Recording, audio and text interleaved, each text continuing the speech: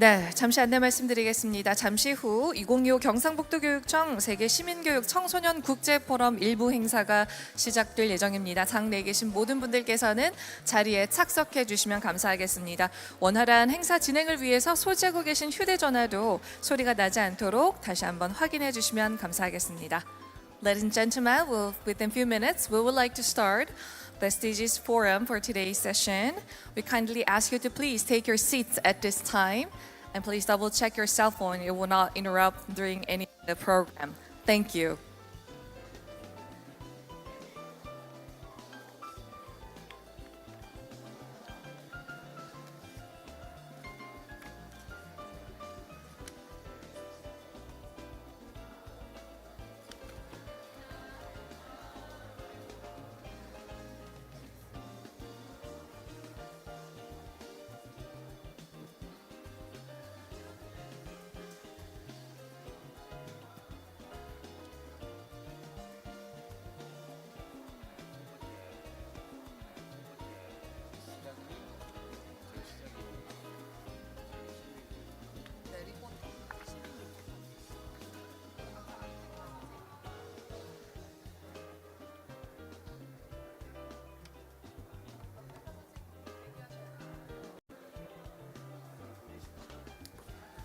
Can we have a teacher Canadello, Maduma?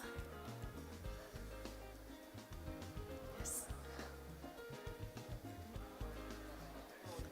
You can actually stand there, not on the stage. You don't have to be on the stage, but will you please be prepared?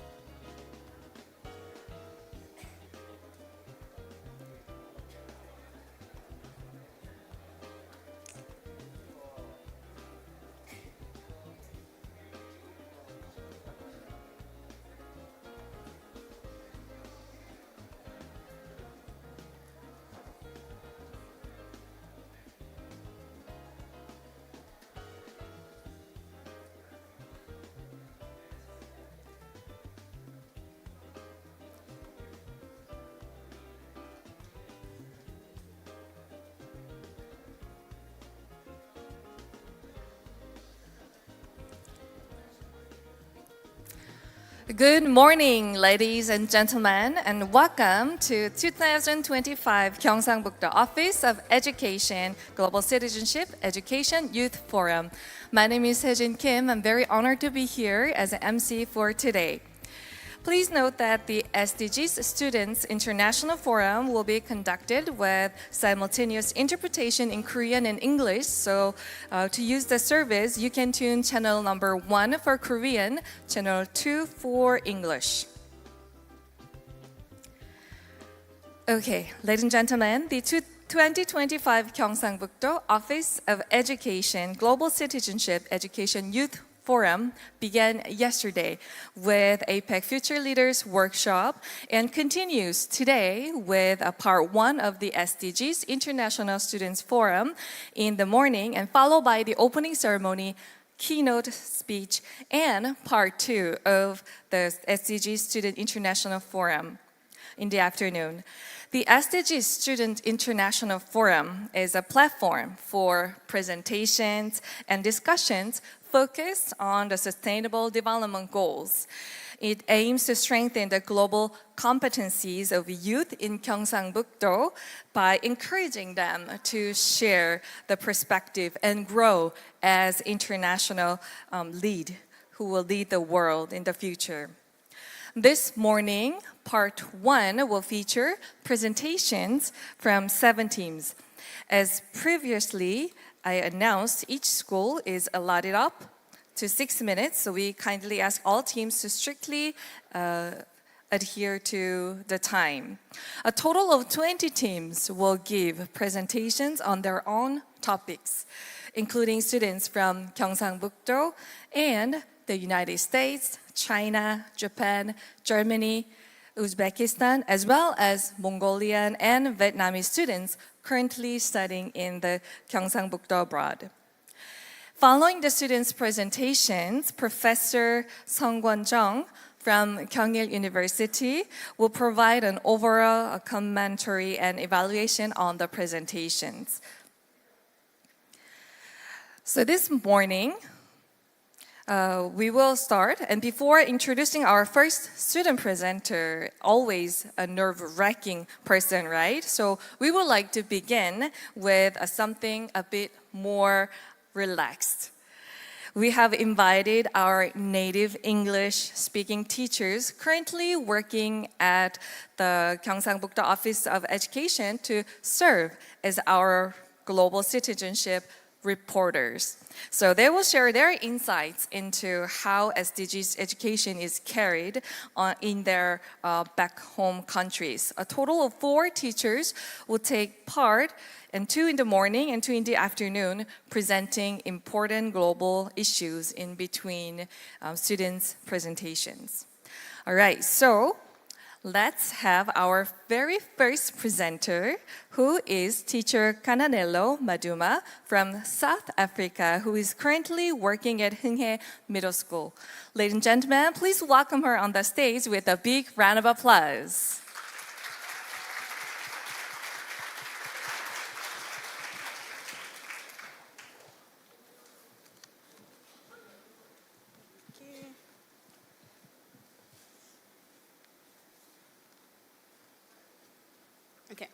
Hello everyone, it's very nice to meet you all. My name is Kananelo Maduma. I am popularly known as K-Teacher. I am from South Africa and I'm a native speaker who's been living and working in South Africa for the past 2.5 years. I'm passionate about the use of technology and innovation in the education space, particularly in spaces such as ZEB and the metaverse.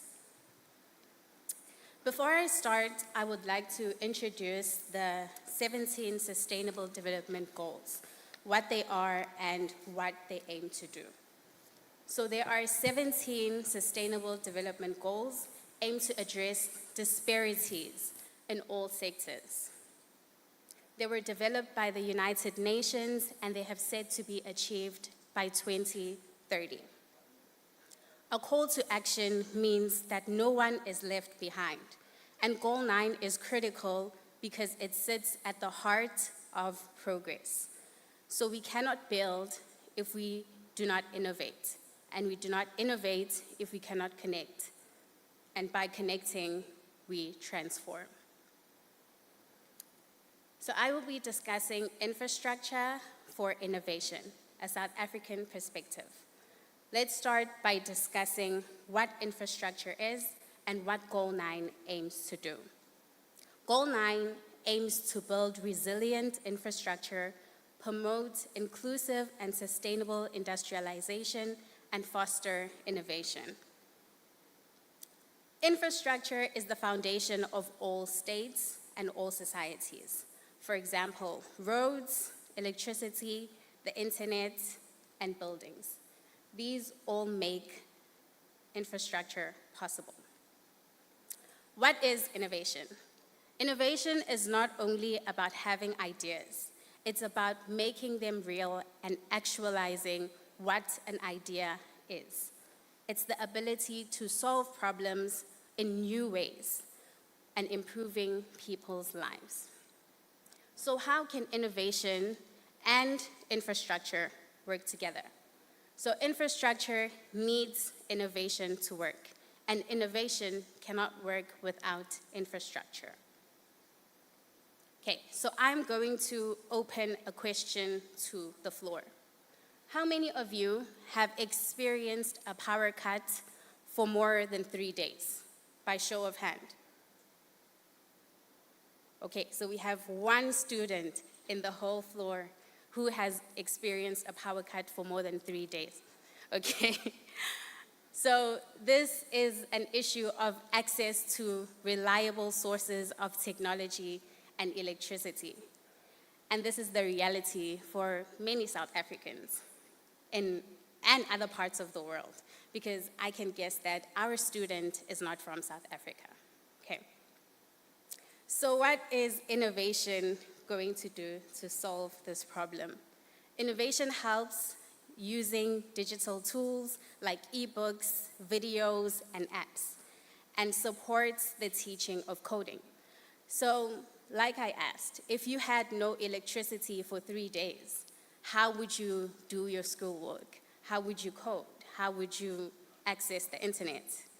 It's like a key that opens a door that doesn't exist. Okay, so the development of ideas is slowed and remains underdeveloped without proper infrastructure and innovation. Okay, so a solution. It's good to bring problems, but we also need to have solutions to our problems. A solution that we have is called SA Connect. It expands digital infrastructure in schools. So SA Connect is the implementation of a national broadband policy. And the project was launched to help schools get fast, reliable internet connection with focus on rural areas and under-resourced areas by 2026.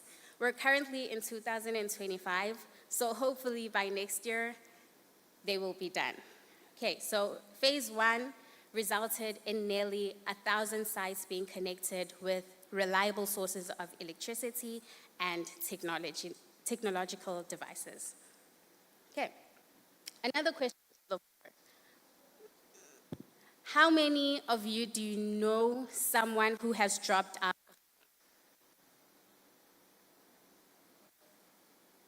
No one. Okay, so this is an issue of access to education and jobs. Many people drop out of school because they either cannot afford to attend school anymore or they just cannot find jobs. Over 65% of South Africa's youth is unemployed. And I'm not speaking about people who are uneducated, who do not have degrees. People go to school, they finish their degrees, and guess what? You can't find a job. There's a loss of skilled workers in engineering, IT, and technological fields. This slows the progress of innovation and infrastructure because who's going to work? So how can we give a solution to this problem? By promoting STEM education. So you may ask, what is STEM and what does it help me with? STEM stands for science, technology, engineering, and mathematics. These are at a disparity, and we need more people in STEM education. Q, Project Experimental.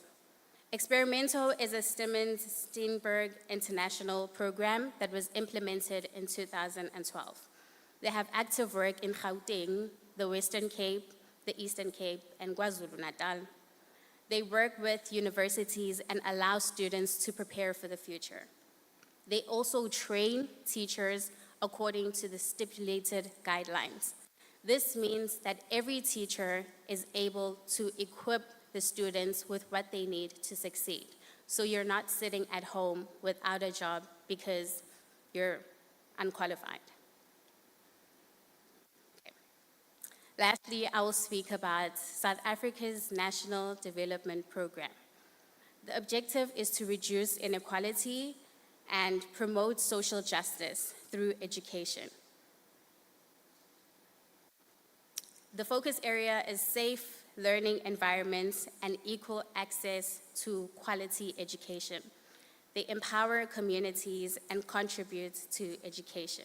So at its core, the National Development Program aims to reduce inequality and promote social justice through education. But a plan has to meet execution, and execution has to meet collaboration. This means that all sectors need to work together to achieve this goal. And without working together, it means we will never achieve our goal. Hence why the Sustainable Development Goals are so important to us, because we need to work together to make sure that everybody is on an equal plane. So I stand before you, an educated person who got an opportunity, where somebody living and working in the rural areas might never get this opportunity, primarily because they are under-resourced and they just can't get here. Okay, so what can South Africans do to make sure that we are on an equal plane? To make sure that policymakers, educators, students, and professionals give and receive just the same. By supporting digital equity. How can you do that? You can donate your old devices. Let's say you have a computer that you feel like is not really hip. It may be useful for somebody else. You can volunteer your expertise. Many people don't know how to use a computer until they reach university. That is the first contact that they have with a computer. So by giving them your expertise, it means that you are helping somebody else gain a skill that you might take for granted. You also bridge the gap between what is taught and what you need. So if you see a skill that is needed, you bridge the gap. So you help the people by giving them what you feel like you can help them with. Lastly, collaboration. No one can fix a problem of this magnitude by themselves. So you need to work with the government, you need to work with educators and other students alike. So we cannot innovate without infrastructure, and we cannot progress without inclusion. So I will leave you with these words. When we connect the disconnected, we unlock potential. And when we unlock potential, we are able to build futures. I am Kananelo Maduma from Hung Hae Middle School. Thank you for this opportunity. Thank you, Teacher Cananelo. Because of you, we were able to hear about the stories from South Africa. We really appreciate that. You've done well as a global citizen reporter. All right, ladies and gentlemen, now we're gonna move on to our real presentation for today, the students' presentation. Our very first group who will give us a presentation is 경상제일 High School students and Uzbekistan Chist School, Buhara number 42. They're team number 13, and they're gonna deliver us the presentation under the goal number 13, climate action. Please welcome them with a round of applause.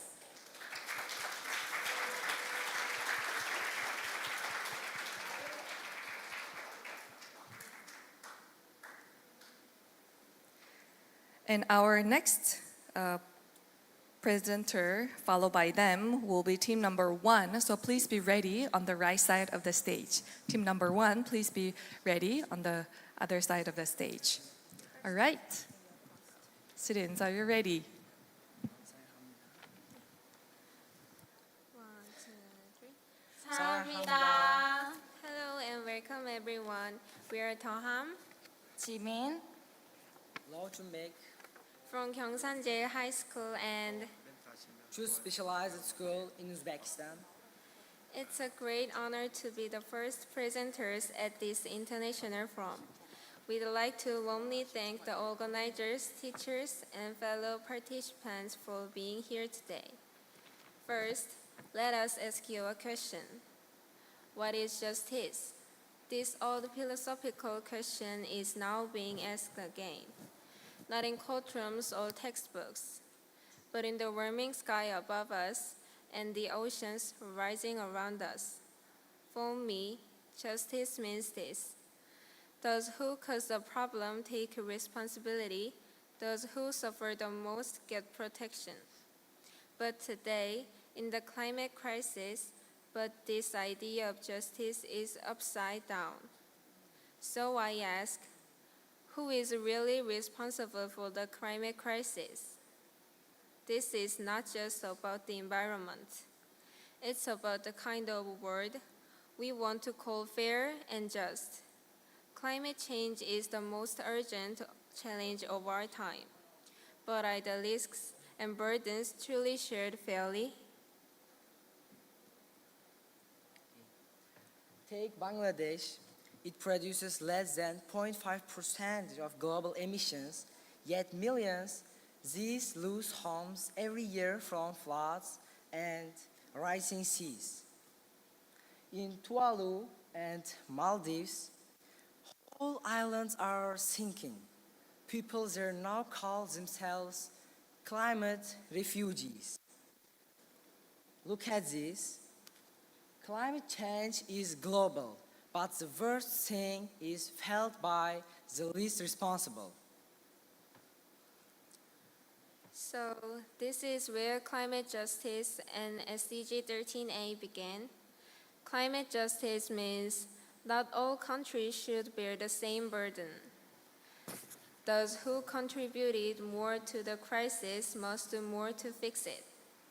Since the industrial age, over 60% carbon emissions came from rich countries, mostly in Europe and North America, but now the countries that barely cause the problem are facing the biggest disasters. To fix this, the world made a promise, SDG 13A. Rich countries agreed to give $100 billion a year to help developing countries for adapt and prepare. It was a big first global step. But in 2021, only $83.7 billion was delivered. And 71 of that was loans, not aid. Next. Here are the issues we face today. And these challenges show that climate finance is not just a technical issue. It's a question of justice, fairness, and ethics as well.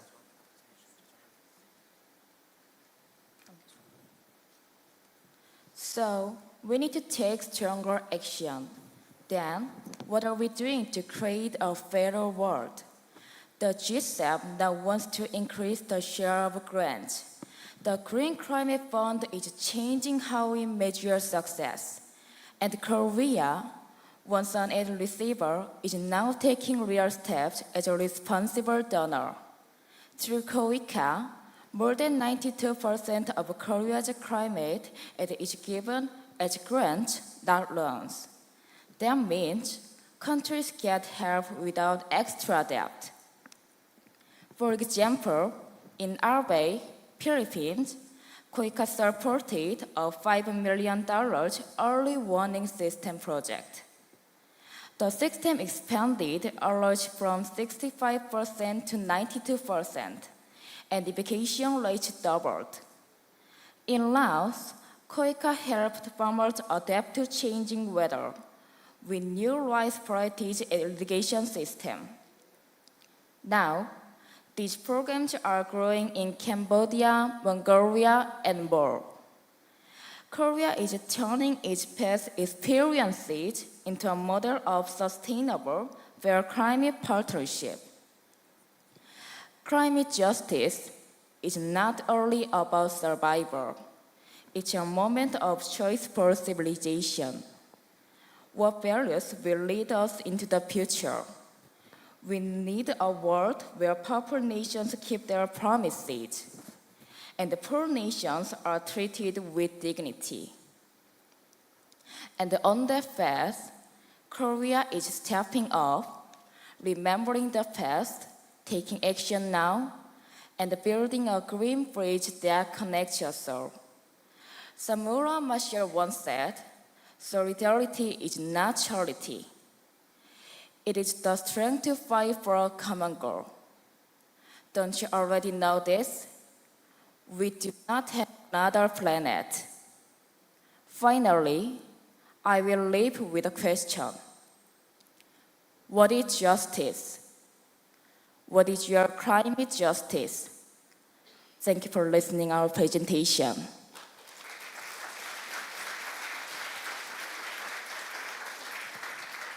Thank you. All right, well done. Okay, well, this forum is being streamed live on YouTube. So if you scan the QR code on the screen here, you can actually watch on YouTube as well. QR 코드로 현장에서도 유튜브로 네, 오늘 포럼을 보실 수가 있습니다. So you can scan this QR code. This whole forum will be available on the YouTube for streaming. All right, we're gonna move on to our next presentation. Team number 1, the students from Daedong and China Royang Middle School team has been prepared the presentation of under the theme of number 14, Life Below Water. Please welcome them with a round of applause.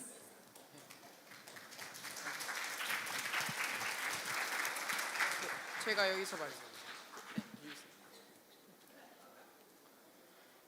Hello, I'm Choi Kyu-sung from Daedong Middle School in Pohang.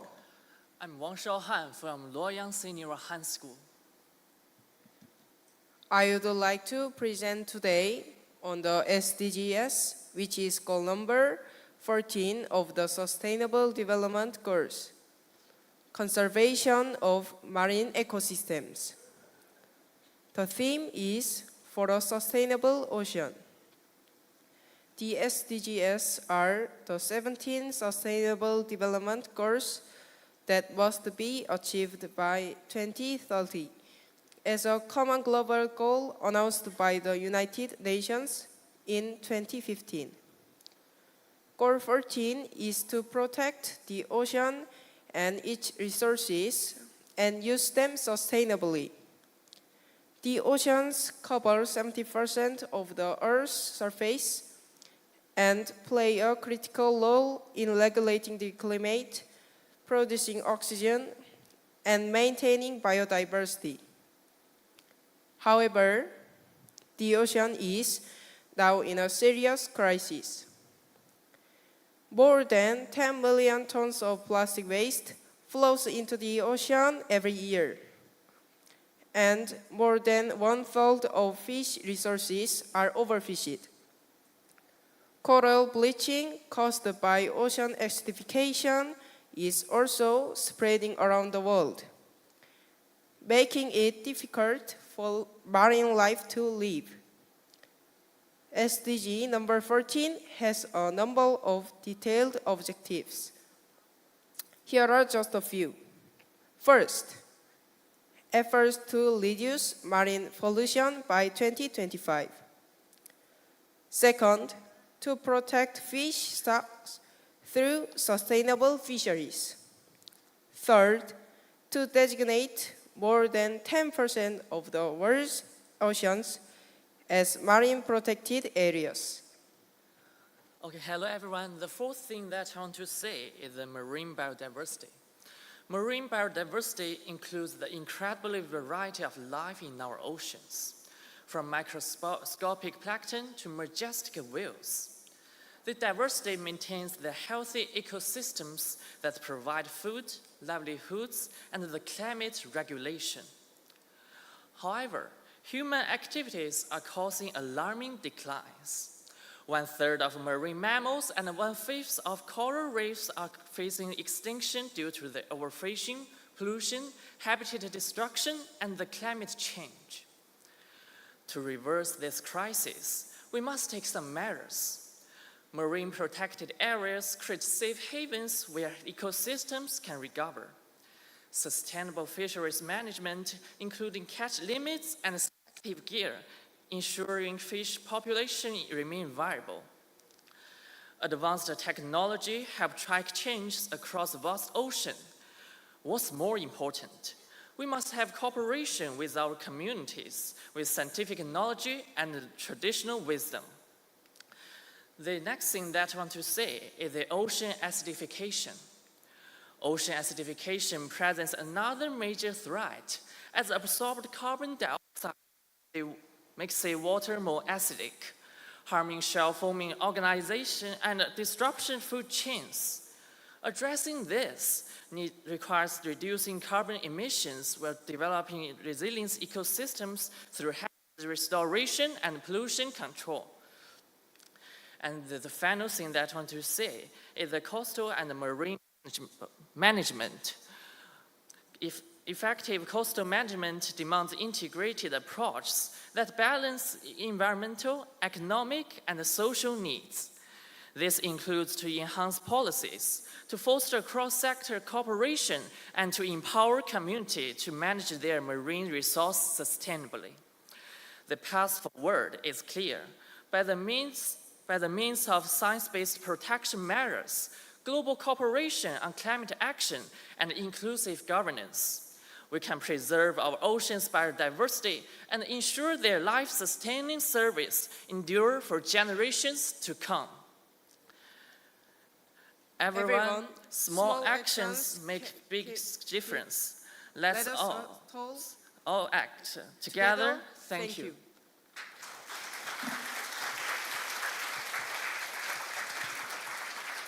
Thank you. Yes, let's act all together. That was very inspired words. Okay, next, I'm gonna turn time over to our next presentation team.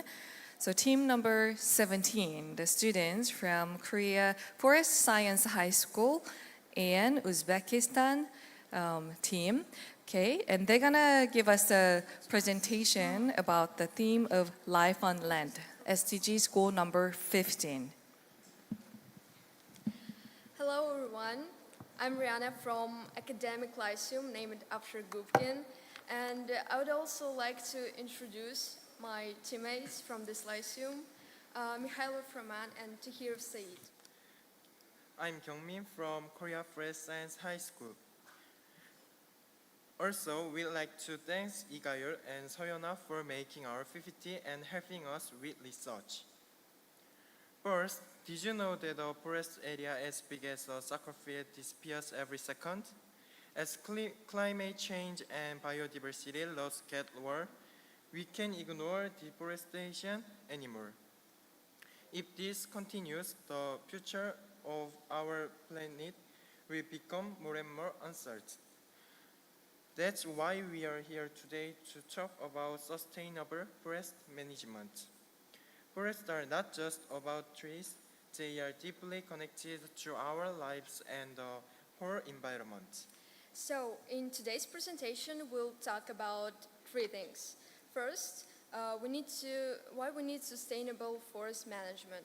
Second, what actions can we take to protect forests in international, community, and individual levels. And last, what good things can happen if we practice these actions. Let's start with the reason why we need sustainable forest management. As we know, forests cover about 31% of Earth's land. They help absorb carbon dioxide and support many animals and plants. But right now, forests are in danger.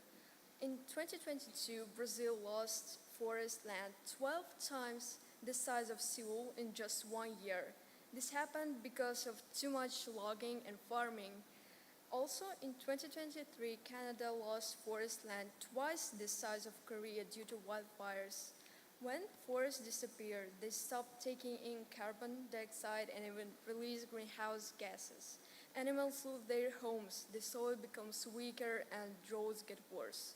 So sustainable forest management is not just a choice, it's something that we must do.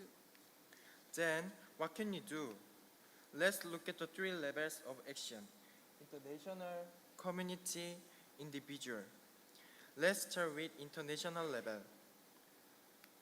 First, we need to make and follow international agreements. One example is REDD+, a program that helps developing countries to protect forests and reduce carbon emissions. In Indonesia, REDD+ gave money support. The country reduced logging and planted more trees. As a result, deforestation dropped by about 40% and people's lives got better. Second, we need to monitor forests and share data. A good example is the Copernicus program by the European Union. It uses satellites to watch forests around the world and share data in real time. This helps us quickly find areas where forests are being destroyed, so we can take actions faster. Sharing forest data like this is very helpful for protecting forests globally. So next, what can we do in community level?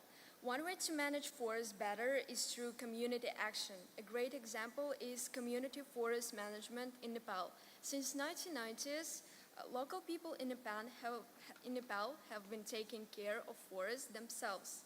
Today, about 18,000 communities manage 2.2 million hectares of forests. This helped reduce deforestation and also increase people's income. This shows how local people can protect forests when they are involved directly. Another way is forest education. In Korea, there is a program called Forest Classroom in Gangwon province. In this program, young people learn about forest education, ecosystem, climate change, biodiversity, and wildfire prevention. After the program, they better understand how to interact with nature, and forest education is very important for teaching next generation how to live with nature. Now, let's talk about what we can do as individuals. First, we can use products made from certified wood like FSC certified paper. Have you ever thought about where your paper, furniture, or chopstick comes from? The FSC mark means the wood was taken in a way that protects the environment. When we choose FSC products, we support sustainable forest management with our choices. Second, we can join forest protection activities. As Korea Forest Science High School students, we plant trees every year or every day. We also join wildfire prevention campaigns and help clean forests. These may seem small, but if many people join, the impact becomes big. So individuals in Uzbekistan can meaningfully contribute to forest protection, even though the country has limited forest cover. In Uzbekistan are mainly deserts and mountain forests, which play a crucial role in desertification, in cultural role in preventing desertification and protecting biodiversity. For example, Eco-Resource Center Ecomaktab is nationwide non-governmental organization established in 2005 focused on environmental education, biodiversity, and ecological culture. This organization engaged students, teachers, journalists, and even scientists to build awareness and knowledge. So far, we talked about why forests are important and what we can do at the international, community, and personal levels. If we all work together, we can expect many good things. First, forests will absorb more carbon and help fight climate change. Second, biodiversity will improve and ecosystems will stay balanced. Third, local community can enjoy better lives and income. Sustainable forest management is the key to better future. We hope that presentation encourages all of us to start taking small steps forward to a better life. Thank you for listening.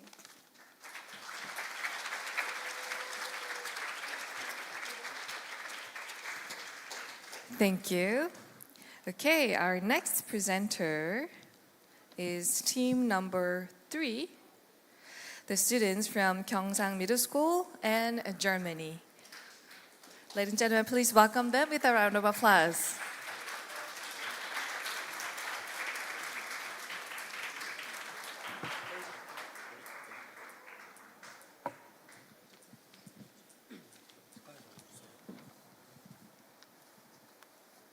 Hello everyone. We hope you're doing well today. Thank you for taking the time to listen to our presentation. Before we begin, let us briefly introduce ourselves. My name is Donau Ellen, and I'm here today with Park Nuri, Park Unson, Takahata Mia, and Yo Ingu. Together we will be talking about an important global topic, the SDG 5, gender equality. This goal is part of the United Nations Agenda 2030 and focuses on ending discrimination and inequality between women and men, and girls and boys. Gender equality is a key step towards building a fairer and more peaceful society, and it concerns every one of us. In the next few minutes, we will talk about some examples for gender inequality. Now we will start our presentation. Now, I want to talk about the wage gap between women and men in Korea. Korea's gender wage gap is the highest among OECD countries, with a total of 31.2% as of 2022. It's 2 times the average pay gap of OECD member countries. The main reasons for this terrible tragedy are women's career breaks and discriminatory practices in the hiring process. To solve this problem, I had thought about 2 solutions. The first solution is to cooperate with international organizations such as the International Labor Organization to legislate and settle the principle of equal pay for equal value label. The second one is to establish international standards for multinational corporations and governments to disclose wage information by gender. Next, Eun-gyu will talk about how to solve discrimination of social opportunities. I'll explain about opportunity discrimination. Promotion, education, and hiring discrimination are included in it. First, promotion discrimination against female workers means unfairly denying or limiting promotions to women. Women with the same career are 24% less likely to get promoted than men. Next, in some countries, stereotypes about girls' education prevent girls from going to school. And there is difference of educational quality between women and men. Finally, there is a tendency to favor men over women in the hiring process. To serve this discrimination, governments should enforce laws that guarantee equal promoting trends and educational trends. And companies should implement fair recruitment procedures. Thank you. And next, Mia will present about child marriage. Child marriage, early and forced marriage, and female genital mutilation are serious problems. They hurt girls and take away their freedom, safety, and chances for a good life. These things often happen because of poverty, lack of education, and old traditions. To stop them, countries must work together and make strong laws. It's also important to teach people why these practices are wrong. Girls should be able to go to school and decide for themselves who and when they want to marry. Talking with families and communities helps bring change. A world without these practices is better and safer for everyone. Until now, we were present about the wage gap, child marriage, and lastly, discrimination of social opportunities. We don't present all about gender discrimination. There are also more serious gender discrimination. What do you think after listening to our presentation? Do you think about it seriously or do you reflect on it? We should think about that more and interest more in it. Also, we should protect and fight against gender discrimination. Thank you for listening and concentration about our presentation. Thank you. Okay, Next, we will hear from team number 11, Sondok Girls High School students and the students from Japan, Hiroshima Senior High School. They will give us a presentation on the theme of goal number 11, sustainable cities and communities. Following by them, we will hear from team number 9.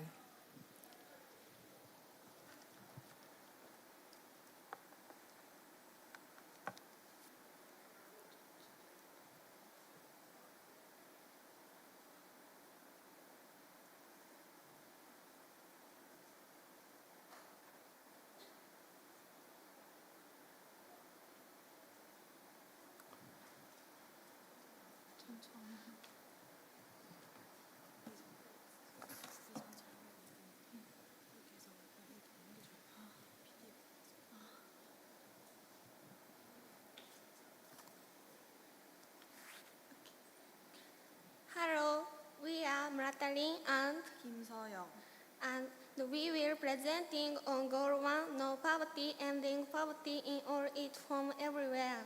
The announcement is all as follows.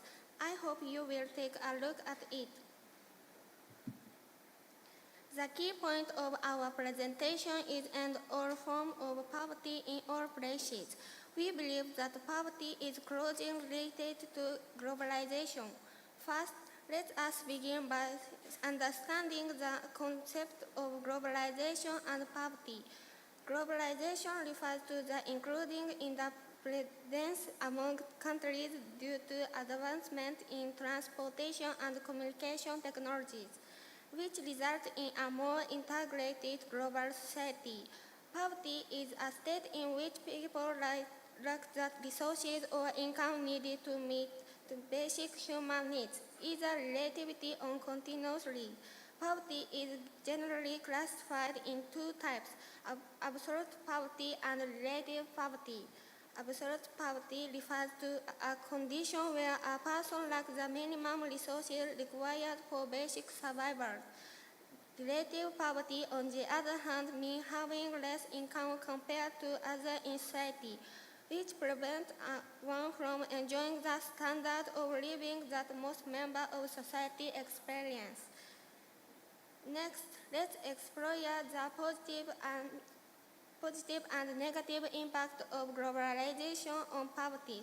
Starting with the positive impact, globalization can reduce poverty through including efficiently for competition, improved infrastructure, and the transfer of technology and knowledge. Vietnam is a good example. In 1986, Vietnam adopted the Doi Moi policy focusing on a transition to a market economy, attracting foreign investment and leveraging the trade. This led to accentuated industrialization, expansion of export industries, improved infrastructure, urbanization, and increased employment. As a result, Vietnam experienced a significant drop in poverty rate. On the other hand, globalization can also have negative impacts. It can worsen income inequality and deepen the poverty trap. The poverty trap refers to a paradox in which low-income individuals remain in poverty even if their income increases. When the income of the poor reaches a certain level, they may no longer qualify for government benefits such as social security or tax reductions. This can result in lower net income or discourage work altogether due to fear of losing support. Nigeria is a representative example of the negative impacts. Despite earning large amounts of foreign currency through all exports, most Nigerians have not seen improvements in their quality of life. This reveals the limitation of an oil-dependent economy. Over-reliance on oil has weakened the competitiveness of agriculture and manufacturing. Also, profits from the oil industry are concentrated in the hands of a few elites, worsening income inequality. As a result, the poverty trap becomes more entrenched. Currently, more than 40% of Nigerians live in poverty. So, what can we do to solve these issues? We have considered both social and economic solutions. Socially, we believe that increased international cooperation and development aid, improved access to education and higher quality education, and promoting the implementation of international norms and agreements are essential. Efforts such as expanding and optimizing official development assistance, offering free education and scholarships, and actively working toward the sustainable development goals can help fight poverty.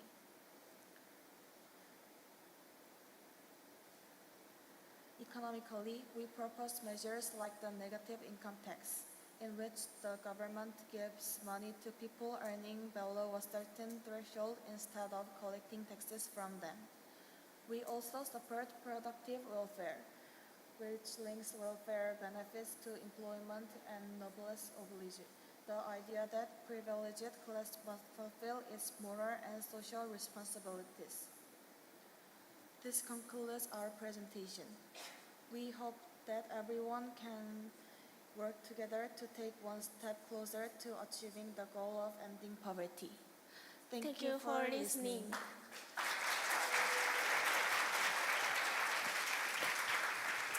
Thank you.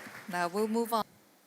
So team number 9, the students from Kerim High School and Uzbekistan, they're gonna deliver us their presentation about the theme of good health and well-being SDGs, goal number 3. Yes, please give them another round of applause.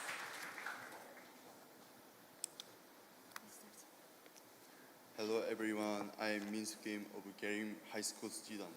And I am Zulola from Uzbekistan Namangan Ibrat School.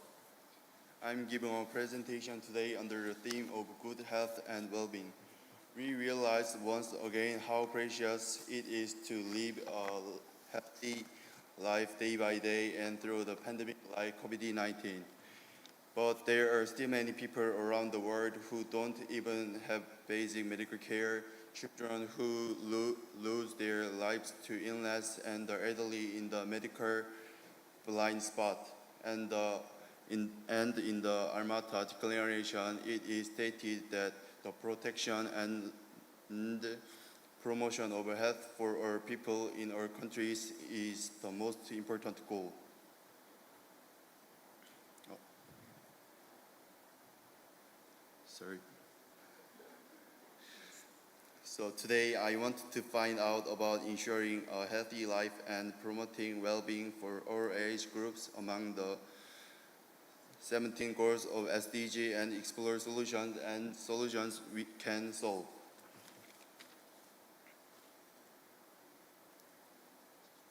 Sorry.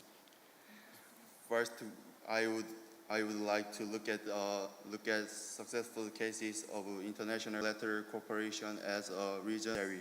The COVAX facility was created under the leadership of WHO, JVI, and CEPI, and its main purpose was to monopolize vaccines only for developed countries in the early stages of COVID-19 vaccines in bulk and supply them to developing countries free of charge or at low prices. As a result, as of 2022, more than 14 billion doses of vaccines have been supplied to many countries.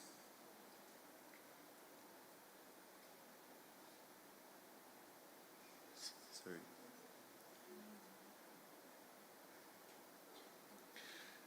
The current situation of good health and well-being is as shown in the picture. Only environmental health is on track or has achieved its goal, while newborn and infant mortality, communicable diseases, non-communicable diseases, mental health, drug abuse, road traffic accidents, universal health coverage, tobacco control, research and development, and access to medicine and vaccine have improved but need to be accelerated and the last, maternal mortality and health crisis management are stagnant or regressing.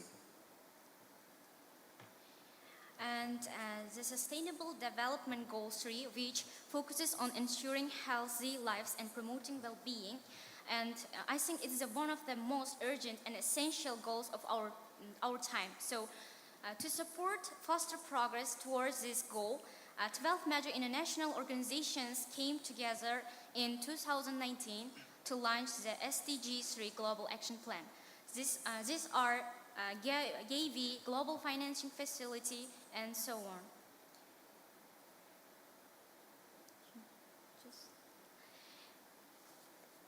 And the Maternal and Child Health Handbook is the solution for maternal child, maternity and child health. So this is a handbook, is a simply yet powerful tool that supports Sustainable Development Goal 3, ensuring healthy life and promoting well-being for their health. And this handbook provides essential information to mothers and caregivers about pregnancy, childbirth, child nutrition, immunization, and elder developments. So it helps detect risk early. It encourages regular checkups and empowers families to take control of their health. By combining health records and education, it bridges the gap between communities and health systems. So I think many countries, including Japan and Indonesia, have already shown its success in reducing maternal and child mortality. With low cost and high impact, the handbook is a smart solution to improve health outcomes and promote equity and protect our future generations. Can you take this? And the next one is a zipline. Zipline is also one of the most solution that is useful. You know, imagine a small drone flying through the sky, not carrying a camera, but life-saving medicine. That's what Zipline does. So Zipline is a company that uses fast drones to deliver blood, vaccines, and medical supplies to hospitals and clinics. So it started in Rwanda and now flies across the skies of many countries like Kenya, Ghana, and USA too. Instead of, so it's very useful, for example, instead of waiting for hours on bumping roads, and doctors receive faster the medicine in just 30 minutes. Maybe sometimes it's more faster there. And during the COVID-19, the zipline flew vaccinated to places that cars couldn't reach. So thanks to this, thousands of people were protected in time. And zipline it's not about drones, it's about saving lives, saving someone's happiness, someone's health, and making healthcare better for everyone. It's a powerful example of how smart ideas support SDG 3, and I think this is very useful tool. Thank you for your attention. I believe that with the right ideas, teamwork, and technology, we can find new ways to solve health challenges and save lives. Thank you. What an impressive presentation they have given us. Thank you. Okay, next we only have one last presentation left for the morning session. The students from Gyeongbuk-il High School and China Rayang Senior High School team, and they will talk about the goal number 4, quality education. Please welcome them with a round of applause.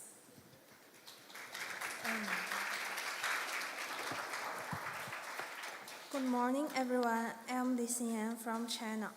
And Hera Lee from Korea. Our team is providing quality education and lifelong learning opportunities. This is a table of contents concepted of quality inclusive education and lifelong learning opportunities. First, core values and changes. Second, successful case. Third, case strategies purpose. First, concept of providing quality inclusive education, a lifelong opportunity for all people in all places to gain meaningful learning and enhance their life. Lifelong learning opportunities. Lifelong learning refers to the progress of learning in various ways throughout an individual's life, from birth to old age. Second, quality education, inclusive education. Next, I will focus on including education, inclusive education. We made good progress in quality education for all children. For example, 89% of worst kids now go to primary school. More girls can go to school, and online learning bring all convicted. All people now understand the better, and we must including children who often get lost of life through with disability refuse from married groups.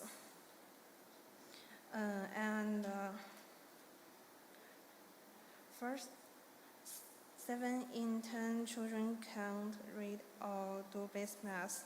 Second, pro and country race like in internet and computers. Worst of all, over 2015 million children can't go to school at all. To fix this, we must keep helping more children go to school, while special helping those who struggle more. I have some example about quality education, including education. Functioning fantasy of quality education. Functioning planting teacher at Guangming Middle School in Guangming District, Shenzhen, takes quality education as his mission. He does not inviting across to Greece, defeating the distance of under abilities students, learning various activities and competence to realize truth for students. He activity employs project-based learning, such as learn students to conduct simultaneous activities, owing them to learning knowledge in practice and including health. They understand and application to knowledge.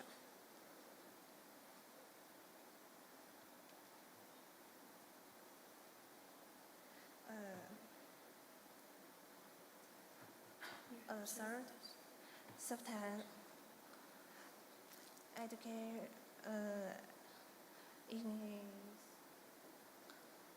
is and students can turning and changing requests of succeed ground and schools. September, please. Step 1, ensure all students can learn and thrive, regardless of background or ability. Step 2, close achievement gaps to provide equal opportunities for success. And step 3, develop critical thinking, creativity, and independent learning skills for the 27th century. And now I'm going to tell you about the lifelong learning opportunities. First, Worldwide, globally, approximately 754 million adults aged 15 and over still lack basic literacy and numeracy skills. We can see 86% of literate people and 14% of illiterate people. Next, in about 1/3 of countries, adult education participation rates remain below 1%, and among the countries surveyed, 57% allocate less than 4% of their total education budget to adult learning. We can see that the lifelong learners are only 4% and the rest of the people are etc. Also, now we will see about the successful case of Kumi. Kumi has selected as successfully redesigned as a lifelong learning city in 2024. We can see the evaluation led by the Ministry of Education, the targeted 64 cities nationwide, and the performance focused over the past 3 years. The key programs are lifelong learning for companies and employees, Kumi Citizen School, and Dandi Village School. We can see the key features: Step 1, based on local needs, and Step 2, customized by life cycle, and Step 3, job-specific tailored learning, and Step 4, community-led learning ecosystem development. Now we can see 3 steps. Now first, we have the customized learning based on local needs. We need tailored programs by life stage, occupation, and background. And now we need data-driven needs assessment and participation and impacts needs increasement. And second, accessible and diversified learning infrastructure. We need community-based learning spaces, use of public facilities, and digital platforms for flexible access. And third, long-term planning and stable governance. 5 to 10-year-old roadmaps and dedicated teams and budgets and legal and institutional support. Thank you for listening.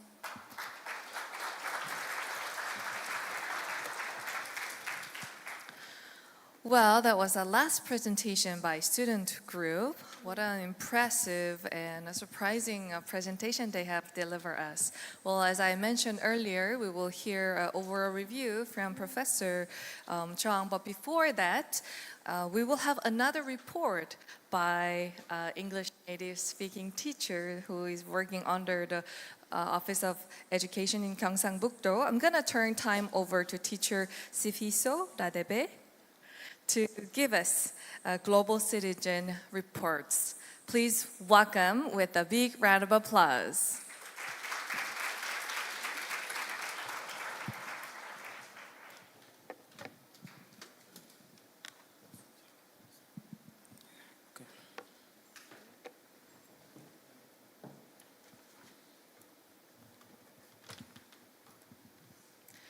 After this presentation, we'll have Professor Seongwon Chung from Kyunghae University to be on the stage for the review and the overall comments.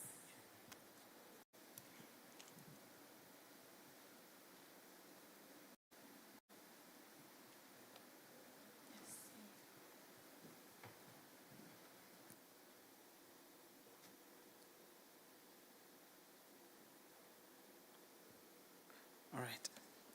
Let me take this opportunity to pass my greetings to the distinguished delegates, esteemed educators, honored guests, and respected stakeholders. In view of time, allow me to say I observe and honor all protocol. It is both a privilege and an honor to stand before you all in such a diverse and esteemed gathering. I would also like to express words of gratitude to the Provincial Office of Education for granting me the opportunity to be part of the selected candidates for this occasion, of which I do not take for granted.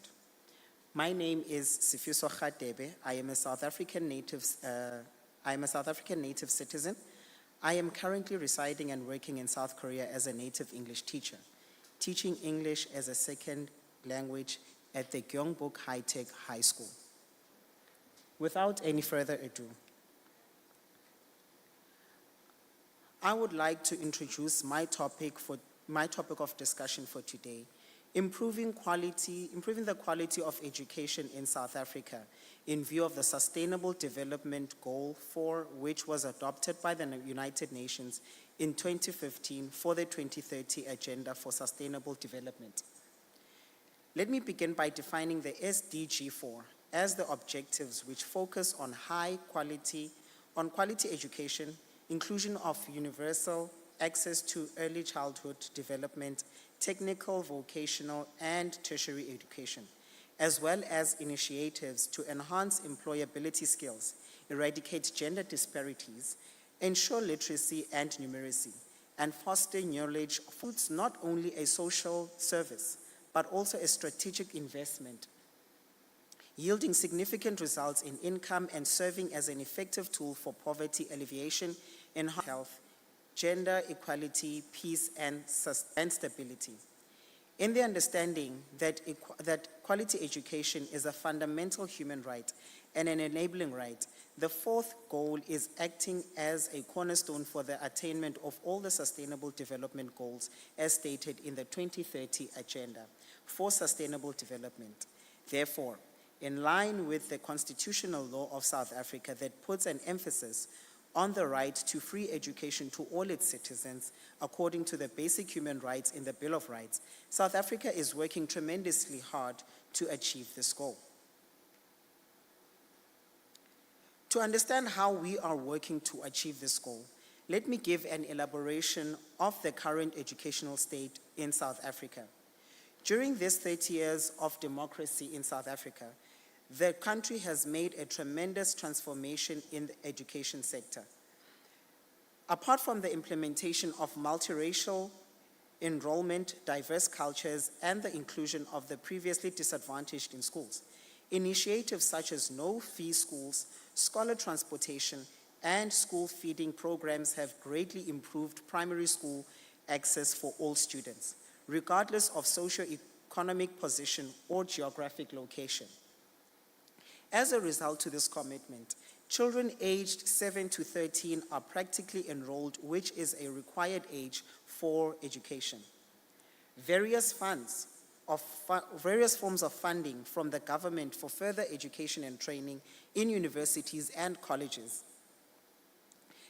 such as Funza Lushaka, a bursary directed to individuals who aspire to be teachers and current teachers who wish to enhance their expertise by studying further, and the National Student Financial Aid Scheme have been awarded to students admitted in the institutions of higher learning and training based on their financial status. South Africa has made a significant progress in increasing access to basic education and higher training for its diverse people. Despite these impressive improvements, South Africa is experiencing a concerning learning crisis marked by huge inequities and poor competence levels that hinder the faster fulfillment of human potential. The 2023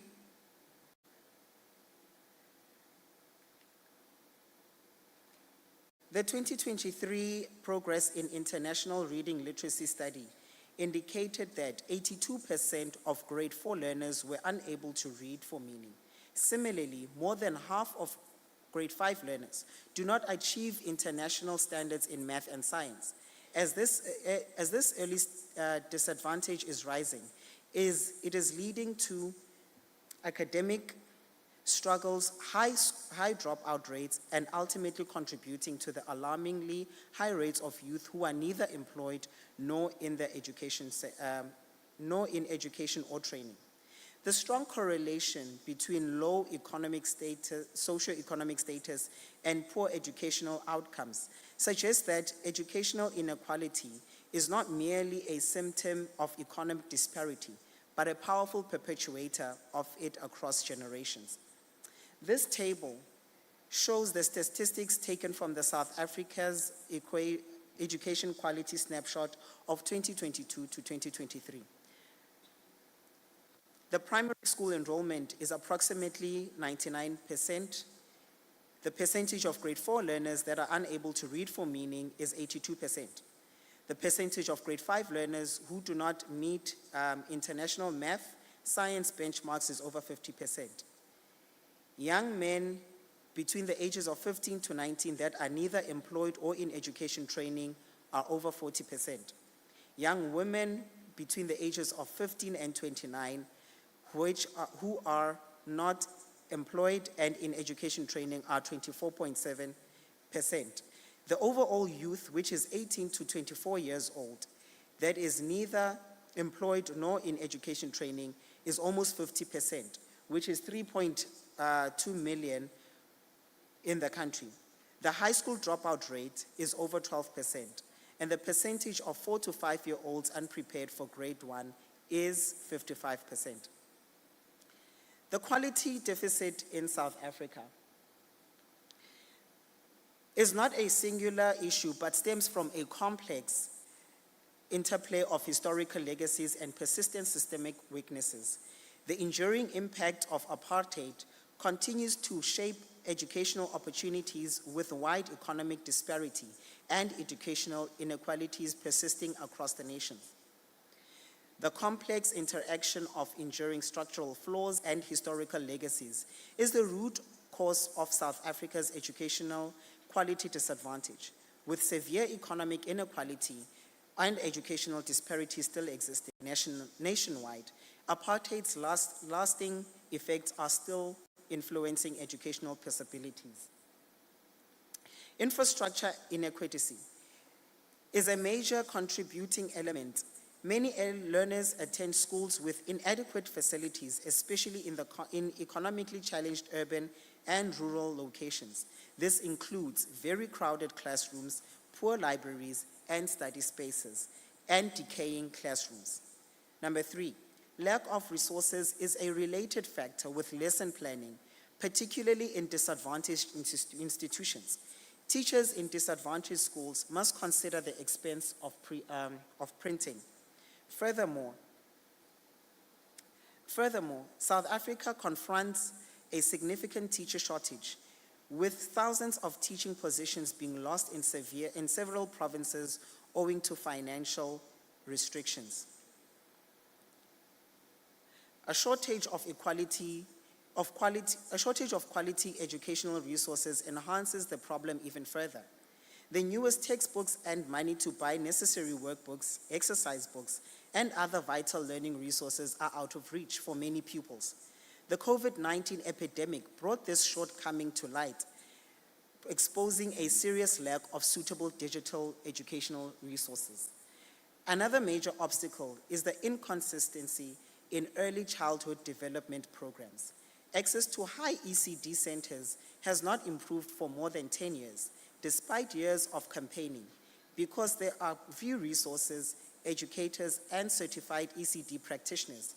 The qualities of these programs varies, especially in underprivileged communities.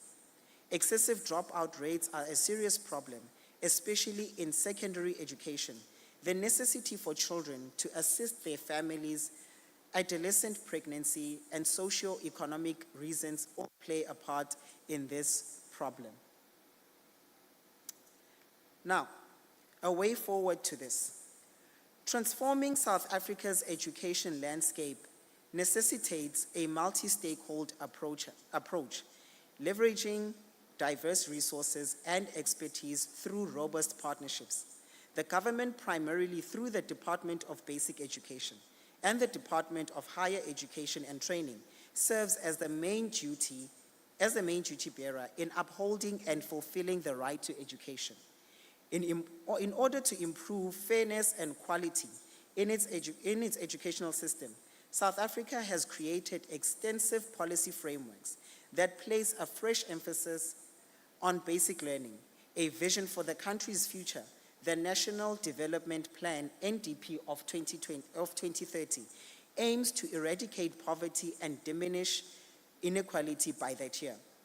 A primary goal of this strategy, which includes 14 goals and 16 activities pertaining to education, training, and innovation, is raising the standard of education. These include improving school performance and early childhood development, growing the college system, and producing more highly qualified craftspeople and doctorates. In addition to its mission to oversee educational standards, the Department of Basic Education is actively engaged in enhancing the security and caliber of learning settings. Additionally, it is important to assess the curriculum to make sure it is in line with the demands of the domestic and global labor market, and to help students develop 21st century skills like digital literacy, critical thinking, flexibility, and creativity. A comprehensive and ongoing investment in a number of crucial sectors is necessary to achieve notable advances in South Africa's educational quality. Prioritizing and scaling quality early childhood development. The foundational years are critical for lifelong learning. It is critical to guarantee universal access to quality ECD and 2 years of quality preschool by 2030, in accordance with the objectives established in the 2030 strategy for ECD programs. Number 2, comprehensive teacher development and support. It's vital to address teachers' lack of topic expertise, especially in language and mathematics. This requires specialized training programs and ongoing professional development opportunities. Bridge the digital gap and improve learning resources. All schools, with an emphasis on an undeserved and rural areas, must have equitable access to high-quality digital learning resources and strong infrastructure such as dependable energy and internet connectivity. To upgrade and maintain school infrastructure, providing sufficient, secure, and comfortable learning settings is a top priority that cannot be compromised. This entails guaranteeing that every school has top-notch libraries, designated study spaces, a steady supply of energy, and enough sanitary facilities, building new classrooms, and making effective use of spaces that already exist are two ways to alleviate overcrowding. To strengthen governance, accountability, and resource allocation. Encouraging efficient and responsible school requires bolstering district offices and schools administration. In conclusion to this, the imperative to improve quality of education in South Africa is urgent and profound. Education stands as a primary driver for a vibrant economy, an improved healthcare system, and reduced unemployment and poverty. Raising the standard of education is a collective social task that calls for the active involvement and cooperation of all parties involved, including the government, private sector companies, teachers, civil society organizations, communities, families, and foreign partners. Through collaboration, utilizing a range of resources and strength, South Africa can revolutionize its educational environment. In investing in quality education in South Africa,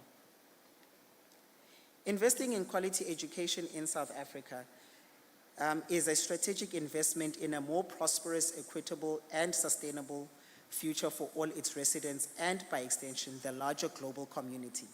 In the words of Nelson Mandela Rolihlahla, no country can really develop unless its citizens are educated. Thank you.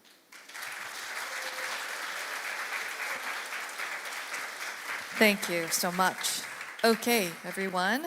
To conclude the session, I'm going to invite Professor Sangwan Chung from Kyunghil University to be on the stage for his overall commentary and insights. Professor Chung. Hello, everyone. My name is Sangwan Chung from South Korea, Kyunghil University. As an architect and also as an educator, sustainable issue isn't that easy issues, but everyone gave a wonderful presentation about the sustainable development goal. Each team has a very clear idea and unique ideas, and your mature view of the world was very impressive. Most of all, it was amazing to see the Korean students and international students working together to think about the problems and suggest the solutions. This showed the true power of the global citizens. I hope this forum isn't just a one-time event, but the beginning of the more exchange and cooperation in the future. I also hope that what you learned today will lead to real action in your life, your study, and your communities. Making change doesn't have to be big. It starts with your small but steady actions. Thank you again for your passion and participations. Let's keep moving forward, sustainable futures. Thank you. Thank you, Professor, for your message. All right, why don't we give another big round of applause for all the students who have delivered their presentation in the morning. I know it's not easy to speak in front of many people like this, and you've done well. Okay. All right, let's conclude part 1 of the SDGs International Students Forum. All participating students and accompanying teachers are invited to have a lunch at the Arirang restaurant on the first floor of the hotel. And please return to the seats by 1:20 for the opening ceremony. Thank you, everyone. Enjoy your meal.